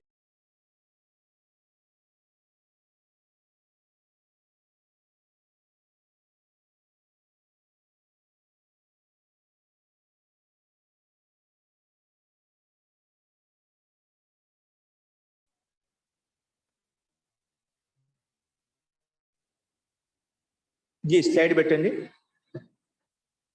అవేంటివి? సమనస్కాని జ్ఞాన కర్మేంద్రియాని పంచ తన్మాత్రాని అహంకారేశ్య కార్యం, అదే విషయం చెప్పామట. ఇవి చూడండి, ఏకాదశ పంచ తన్మాత్రం తత్కార్యం. సమనస్కాని అంటే సమానంగా జ్ఞాన కర్మేంద్రియాన్ని, జ్ఞానేంద్రియంలో కర్మేంద్రియాలు, పంచ జ్ఞానేంద్రియాలు పంచ కర్మేంద్రియాలు పంచ తన్మాత్రలు, పంచ తన్మాత్ర శబ్ద స్పర్శ రూప రసగంధాలు చెప్పి ఇవన్నీ అహంకారస్య కార్యం, ఇవన్నీ తత్కార్యం అంటే అహంకారం యొక్క కార్యము. అంటే అహంకారం చేత ఇవన్నీ ఉత్పన్నమవుతాయి. శబ్ద స్పర్శ రూప రసగంధాలు ప్లస్ పంచ జ్ఞానేంద్రియాలు పంచ కర్మేంద్రియాలు ఇవన్నీ అహంకారం చేత ఉత్పన్నమయ్యాయి, అవి చెప్పాడు. అహంకారస్య కార్యం. తర్వాత ఎలాంటి ముందు చెప్పున్నా అదే ఇక్కడ మళ్ళీ సంకేతించామట. తర్వాత అదే విషయాన్ని పుష్టి కోసం, ఇదే విషయం పుష్టి కోసం కోటి 18 సూత్రం చెప్తున్నారు అనమాట. సాత్వికం ఏకాదశకం, అందులో సాత్వికం ఏకాదశకం అంట. 11వది ఏంటి? సాత్వికమైంది. సాత్వికం ఏకాదశకం ప్రవర్తతే, సాత్వికం ఏకాదశకం ప్రవర్తతే. వైకృతాత్ అహంకారం, ఈ అహంకారం 2 భాగాలు చేశాడు అక్కడ. దాన్ని ఇంకో రకంగా చెప్తున్నాడు. వైకృతాత్ అహంకారం అంటే వైకృతమే కదా, అంటే ముందుగా ప్రకృతి నుంచి మహాతత్వం ఏర్పడింది, ఆ మహాతత్వం నుంచి వికృతం ఏంటి? అహంకారం ఏర్పడింది. అలాంటి వైకృత అహంకారం చేత సాత్వికం ఏకాదశకం ప్రవర్తితే. సాత్విక ఏకాదశకం 11వ ఇంద్రియము మనసు ఏర్పడుతుంది. సాత్వికం ఏకాదశకం ప్రవర్తతే. ఇప్పుడు ఏ విధంగా బుద్ధి అనేది నిశ్చయాత్మకంగా ఉంటుంది, అలాగే అత్యంత ఉపకరణంగా అత్యంత సూక్ష్మంగా మనసు ఉంటుందన్నమాట. అన్నిటికీ మనహ ఏవ మనుష్యానం కారణం బంధ మోక్షయో అంటాం కదా, ఇది సామష్టికంగా పనిచేస్తుందంట. ముక్తిని అందజేయాలన్న మనిషే, సంసారం ఇవ్వాలని కూడా మనిషే అనమాట. అందుకే సాత్వికం ఏకాదశకం ప్రవర్తతే. వైకృతాత్ అహంకార, వికృతి చెందిన అహంకారం చేత సాత్వికమైనటువంటి ఏకాదశకం 11వ ఇంద్రియం ఉత్పన్నమవుతుంది. ఏకాదశకం ప్రవర్తతే, అది ఏంటి చూడండి భాషలో. వైకృతాత్ అహంకార, వికృతం చెందిన అహంకారం చేత 11వ ఇంద్రియం ఏర్పడుతుంది. ఏంటి దానికి ఏ రకంగా చెప్పాడు? సాత్వికం అంటే సంశుద్ధమైందంట. సంశుద్ధాత్ సత్వభూమివతో అహంకారం, శుద్ధమైనటువంటి సత్వభూమివతో అహంకారం, సత్వభూమితో యుక్తమైనటువంటి అహంకారం చేత ఇంద్రియాణం ఏకాదశ సంఖ్యాకం మనః, ఇంద్రియాల్లో ఏకాదశ సంఖ్యాకం 11వ సంఖ్యతో యుక్తమైనటువంటి మనః సాత్వికం దాన్ని ఓపెన్ చేసి సత్వభూమి మత్ అభివ్యక్తం భవతి. సత్వభూమి మత్ అభివ్యక్తం భవతి. ఇది సత్వభూమి అంటే సత్వగుణ ప్రధానయుక్తమైనటువంటి అభివ్యక్తం భవతి. ఇది ఆ రకంగా వ్యక్తపరిచామంట. ఎందుకంటే ఈ విషయం చెప్పబడింది. యథా ఉక్తం అగ్రే అపి, ఏం చెప్పారు? గుణ పరిణామ భేదాత్ నానాత్వం అవస్థావత్. గుణ పరిణామ భేదాత్ నానాత్వం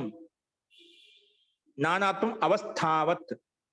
అది మనకు 27 సూత్రంలో మనం చెప్పుకుంటాం. ఇప్పుడు గుణ పరిమాణాన్ని బట్టి అన్నమాట. ఎందుకంటే ఒక్కోసారి గుణం ఉంటుందన్న.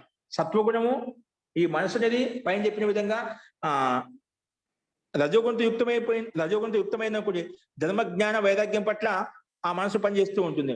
ఎప్పుడైతే తమోగుణంతో తమోగుణం చేత యుక్తమైనప్పుడు అది గుణ పరిణామ భేదాత్ అని చెప్పామట.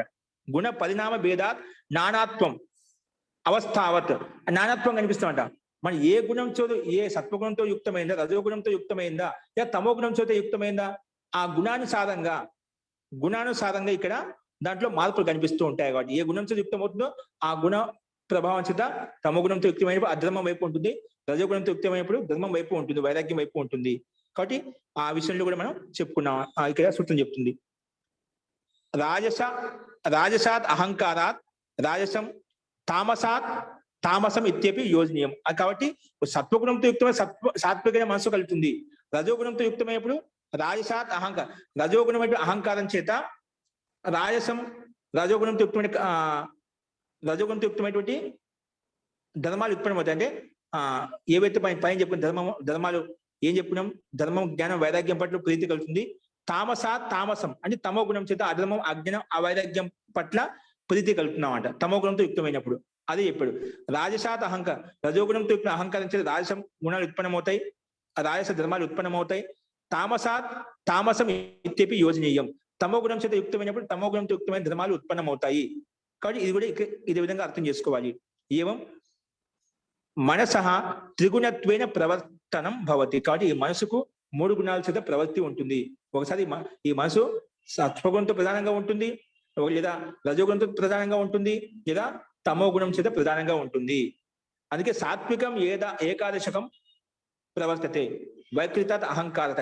ఈ 11వ ఇంద్రియం ఏదైతే ఏర్పడిందో అహంకారం చేత, అది సాత్వికం అంటే 3 గుణాల చేత యుక్తమై ఉంటుంది. సత్వగుణం చేత యుక్తం అవుతుంది, రజోగుణం చేత, తమో గుణం చేత. ఎప్పుడైతే సజ్జన సాంగత్యం ఉందో ఆ సాత్వగుణంతో యుక్తం అవుతుందో, లేదా రజోగుణంతో యుక్తమైనటువంటి స్థితి ఉన్నప్పుడు ఆ రజోగుణం ఉత్పన్నం అవుతుంది, లేదా తమో గుణం చేత యుక్తమైతే తమో గుణం యుక్తమైనటువంటి ధర్మాలే మనకు ఉత్పన్నం అవుతాయి. మనం చెప్పినాం సత్వగుణం ఉన్నప్పుడు ఎలా ఉంటుంది, రజోగుణం ఉన్నప్పుడు ఏ విధంగా ఉంటుంది, తమో గుణం ఉన్నప్పుడు మానసిక స్థితి ఎలా ఉంటుందో అది ముందు చెప్పుకున్నామట. ఆ రకంగా గుణాలను బట్టి ఆ మనసులో మార్పులు జరుగుతూ ఉంటాయి. అందుకే అన్నిటికి కారణం ఈ మనసే. మనః ఏవ మనుష్యానం కారణం బంధ మోక్షయో అని చెప్పి మనం చెప్పుకున్నాము. కాబట్టి ఈ రకంగా మనం చూసాము. కేవలం వైకృత అహంకారం చేత ఈ మనసు ఏర్పడుతుంది. ఆ మనసు 3 గుణాల చేత యుక్తమై ఉంటుంది, 3 గుణాల చేత ప్రవృత్తి జరుగుతుంది అని చెప్పుకున్నాము. అస్తు. ఇలా చెప్పిన తర్వాత దీన్ని ఇంకొక చిన్నది ఉంది చూడండి. అది ఒకటి కిం తద్ ఏకాదశకం ఇది ఉచ్యతే. కిం తద్ ఏకాదశకం ఇది ఉచ్యతే అంటే ఆ ఏకాదశం చేత ఏం ఉత్పన్నం అవుతుందో అది ఏ రకంగా పనిచేస్తుందో చెప్తున్నాడు. ఏకాదశం వేడితో యుక్తం అవుతుంది. ఏకాదశకం ఉచ్యతే కిం తద్ ఏకాదశకం ఇది ఉచ్యతే. అది 11 ఇంద్రియం అని చెప్పాం కదా, ఆ అన్ని గుణాల చేత యుక్తం అవుతుంది. ఏ రకంగా యుక్తం అవుతుంది అది చెప్తున్నామట.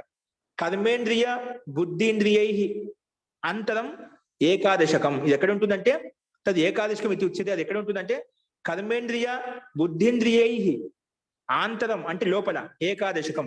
కర్మేంద్రియాలతోటి బుద్ధింద్రియాలతోటి ఆంతరం ఏకాదశకం. ఆంతరంగా ఉంటుంది, లోపల ఉంటుంది, సూక్ష్మంగా ఉంటుంది. అదే విషయం చెప్పాడు. కర్మేంద్రియ బుద్ధింద్రియై ఆంతరం. కర్మేంద్రియాలకు బుద్ధింద్రియ జ్ఞానేంద్రియాలకు ఆంతరంగా ఉంటే లోపల ఉంటుంది. కర్మేంద్రియ జ్ఞానేంద్రియై దశభిః సహా. దశభిః సహా ఈ 10 ఇంద్రియములతోటి, స్లైడ్ మార్చండి, 10 ఇంద్రియములతోటి యద్ ఆంతరం. ఆంతరం అంటే ఆంతరికం ఇంద్రియం మనః తద్ ఏకాదశకం సంఖ్యాకం. ఈ మనసు ఎక్కడే ఉంటుంది అంటే కర్మేంద్రియ జ్ఞానేంద్రియాలతోటి అంతరంగా లోపల అంతర్ముఖంగా. ఎందుకంటే ఈ జ్ఞానేంద్రియాలు పంచకర్మేంద్రియాలు ఏ విధంగా పనిచేస్తూ ఉంటాయో ఆ మనసు అదే విధంగా ప్రవృత్తం అవుతూ ఉంటున్నమాట. మన జ్ఞానేంద్రియ స్థూల జ్ఞానేంద్రియాలు కర్మేంద్రియాలు ఏవైతే ఉన్నాయో వాటి అంతర్గతంలో ఉండి ఈ మనసు పనిచేస్తూ ఉంటుంది. అందుకే ఏదో అంతరం ఆంతరికం ఇంద్రియం మనః. ఆంతరికం ఇంద్రియం అనేది మనస్సు. దీన్నే ఏకాదశ సంఖ్యాకం అని అంటాము. కాబట్టి ఈ విషయం చెప్పారన్నమాట.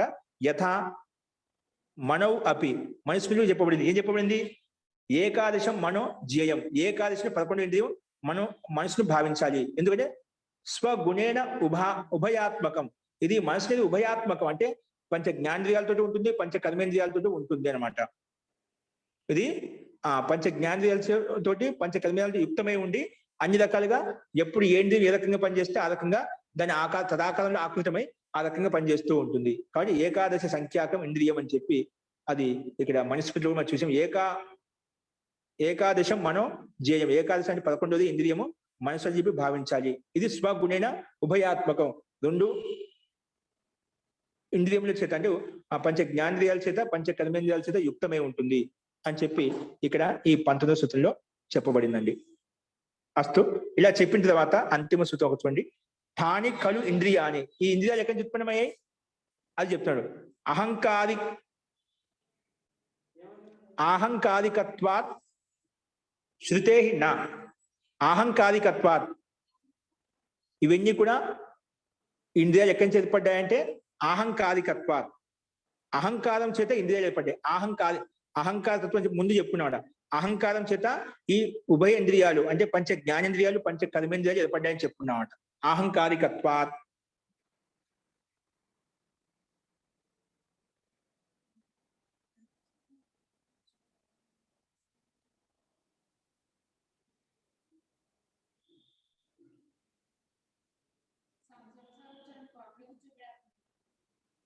అస్తు. ఇది మనం రేపు చెప్పుకుందామండి.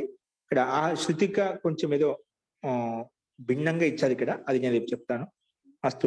తో ఈ రకంగా మనం ఈ 11వ ఇంద్రియము కర్మేంద్రియం బుద్ధింద్రియై ఆంతరం ఏకాదశకం. ఈ ఆంతరికమైనటువంటి ఏకాదశి అంటే 11 ఇంద్రియం అనేది కర్మేంద్రియాలతో బుద్ధింద్రియాలతోటి అంతర్ముఖంగా అంతరింద్రియంగా ఉంటుంది. అది 11వ ఇంద్రియం మనస్సు అని చెప్పుకున్నాము. ఈ విషయాన్ని మనుస్మృతిలో కూడా ఏకాదశ మనోజేయం, ఈ 11వ ఇంద్రియం మనసు అని చెప్పి అర్థం చేసుకోవాలి. ఇది ఎందుకంటే స్వగుణైన ఉభయాత్మకం, జ్ఞానేంద్రియాలతో కర్మేంద్రియాలతో ఉంటుంది అని చెప్పి మనం ఇక్కడ చూసామండి. అస్తు, ఇంతవరకు చెప్పిన దాంట్లో ఏదైనా సందేహం ఉందా?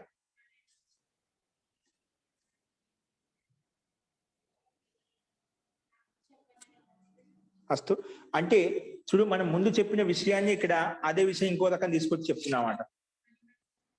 ఇప్పుడు మనం సృష్టి ప్రక్రియ ఏ దాంట్లో ఏముంటాయి, ఇప్పుడు బుద్ధితత్వంలో అహంకారం ముందుగా మహత్వం, ఇప్పుడు మహత్వం బుద్ధితత్వం చెప్పినాం. ఈ బుద్ధి యొక్క ధర్మాలు ఏంటంటే ధర్మజ్ఞాన వైరాగ్యం కలుగుతాయి ఎప్పుడు? రజోగుణంతో యుక్తమైనప్పుడు. అదే విషయాన్ని ఎప్పుడైతే ఇదే మహాతత్వం అంటే బుద్ధితత్వం అనేది తమో గుణంతో యుక్తమైనప్పుడు అధర్మం, అజ్ఞానం, అవైరాగ్యం పట్ల రుచి, శ్రద్ధ కలుగుతుంది. ఆ గుణాన్ని బట్టి ఇలా మార్పులు జరుగుతాయని చెప్పాం. అందులో 11వ ఇంద్రియము కూడా చెప్పుకున్నాము. ఇది కూడా అహంకారం చేత ఉత్పన్నమైంది. ఇది కూడా ఈ మనసు ఏ విధంగా అయితే బుద్ధితత్వమో 3 గుణాలతో యుక్తమైనప్పుడు ఏ విధంగా మార్పులు చెందుతుందో అదే విధంగా ఇక్కడ ఈ 11వ ఇంద్రియం కూడా త్రిగుణత్వేన ప్రవర్తనం భవతి, 3 గుణాల చేత యుక్తం అవుతుంది. సత్వగుణంతో యుక్తం అవుతుంది, రజోగుణంతో యుక్తం అవుతుంది, తమో గుణం చేత యుక్తం అవుతుంది అని చెప్పి మనం ఇక్కడ చెప్పుకున్నామండి. అస్తు, అదేవిధంగా దిశ, కాలం అనేటివి ఇవి ఆకాశాదిభ్య, ఆకాశాది ఏవైతే ఉన్నాయి పంచభూతాలు ఏవైతే ఉన్నాయి అందులో అంతర్గతంలో వస్తాయి. కానీ విశేషంగా ఏ తత్వం నుంచి ఉత్పన్నం కాలేదు అని చెప్పి చెప్పుకున్నాము. ఇంకా ఆత్మాతత్వ సృష్టి, ఈ ఆత్మ కోసమే, ఆత్మ కళ్యాణం కోసం, ముక్తి అందజేయడం కోసం సృష్టి నిర్మాణం జరిగింది, అంతేగాని ప్రకృతి కోసం కాదు అని చెప్పి మనం నా యశ ఆత్మార్థ ఆరంభ, ప్రకృతి యొక్క ఆత్మ కోసము ఇది రూపకల్పన ఉత్పన్నం కాలేదు, ఆత్మ యొక్క కళ్యాణం కోసమే ఇంద్రియాలు సృష్టి ఉత్పన్నమైంది అనే విషయాన్ని మనం ప్రస్తావించుకున్నాము. అస్తు, ఇప్పుడు ఇంకెవరికైనా ఏమన్నా సందేహం చెప్పండి. మహోదయ, మహాతత్వము సత్వగుణంతో కూడితే మరి దేని మీద ప్రీతి కలుగుతుంది? మహాతత్వము సత్వగుణం అంటే ఇప్పుడు ఇంకా దాంట్లో ఉత్కృష్ట స్థితి ఉంటుందన్నమాట. అప్పుడు ఇంకా అంతగా రజోగుణంతో యుక్తమైనప్పుడు మన ధర్మజ్ఞాన వైరాగ్య వాటి పట్ల ప్రీతి కలుగుతుందన్నమాట. రజోగుణంతో అక్కడ ప్రీతి ఆల్రెడీ కలిగిందన్నమాట, దాంట్లో సందేహం లేదు అన్నమాట. ఈ మహాతత్వాన్ని బుద్ధితత్వము రజోగుణంతో యుక్తమైందంటే మనలో లేవు, కానీ ఇప్పుడిప్పుడే ఆ ప్రవృత్తి కలుగుతున్నామంట. ధర్మం పట్ల, వైరాగ్యం పట్ల మనకు ఆకర్షణ కలుగుతున్నామంట. అటువంటి విచారాలు మనకు రుచికరంగా అనిపిస్తున్నామంట ఎప్పుడు రజోగుణంతో యుక్తమైనప్పుడు.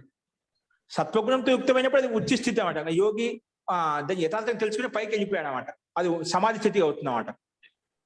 సత్వగుణం ప్రధానమైనప్పుడు అత్యంత ఉత్కృష్ట స్థితి అన్నమాట మనకు, దాని సందేహం లేదన్నమాట.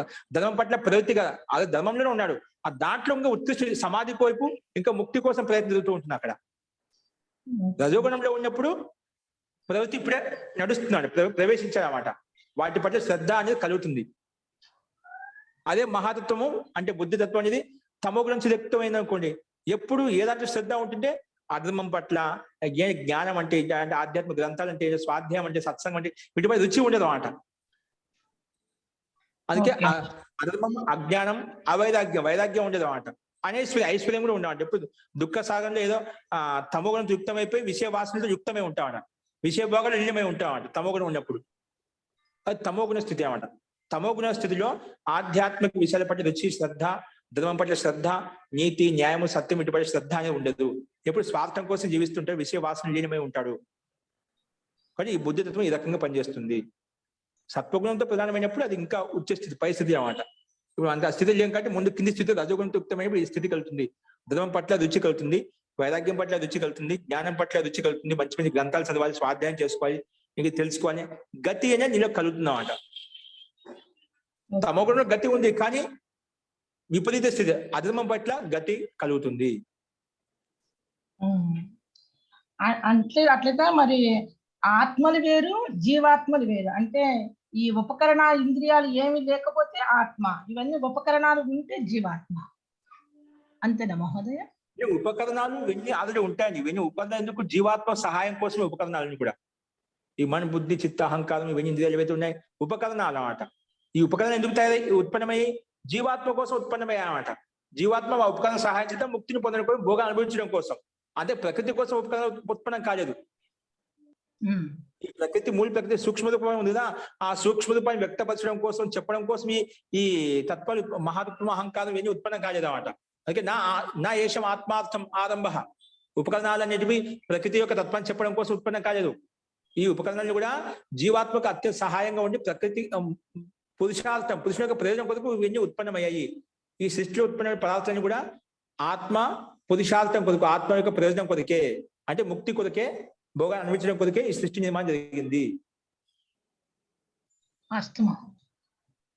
కొంతది ఈ జగత్తు కనిపిస్తుంది ఇవన్నీ మూల ప్రకృతి సూక్ష్మంగా ప్రకృతి చేత ఇవన్నీ ఉత్పన్నం చేయగలరు. ఇవన్నీ ప్రకృతి కోసం ఉత్పన్నమయ్యాయి అంటే ప్రకృతి కోసం ఉత్పన్నం కాదండి. ఈ ఉపకరణాలని కూడా ఆత్మ కోసం ఇవన్నీ ఉపకరణాలు, ప్రకృతి కోసం కాదు. ఈ ఉపకరణాలని ప్రకృతి యొక్క సత్తా ఉందని చెప్పడం కోసం కాదు.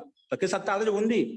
మరి దీని ఉపయోగం ఏంటంటే ఆత్మకు ఈ భోగ్య పదార్థం కాబట్టి, భోగ్య వస్తువు కాబట్టి దీని సహాయం చేత నువ్వు కర్తృ శక్తి ముందు చెప్పుకున్నాడు. దీని సహాయం చేత భోగాన్ని అనుభవిస్తూ దీని సహాయం చేత ముక్తిని పొందడం కొరకు.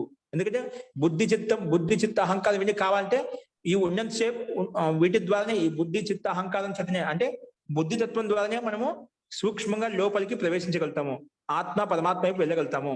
అది అంతవరకు నేను పంపిస్తున్నమాట. ముక్తి వరకు తీసుకెళ్లే సాధనం ఏంటంటే మనకు మనస్సు బుద్ధి. ఈ మనసు బుద్ధి లేకపోతేనే మనకు అంతవరకు మోక్షం వైపు వెళ్ళలేమాట. ఈ సాధనం చేతనే మనం సాధ్యం గమ్యాన్ని లక్ష్యాన్ని పరమాత్మ యొక్క ఆనందం వైపు, పరమాత్మ ముక్తి వైపు వెళ్ళగలుగుతాము. ఇవి అందుకే జీవాత్మ ఉపకరణాలు ప్రకృతికి ఉపకరణం కాదు. ప్రకృతి చేత ఉత్పన్నమయ్యాయి. ప్రకృతి చేత ఉత్పన్నం ఎందుకోసం ఉత్పన్నం అంటే జీవాత్మ కోసం, కళ్యాణం కోసమే, ముక్తిని అపవర్గ భోగాన్ని ఇవ్వడం కోసమే ఉత్పన్నమయ్యాయి. అందుకే ఈ సృష్టి అని చెప్పి చెప్పుకున్నాం.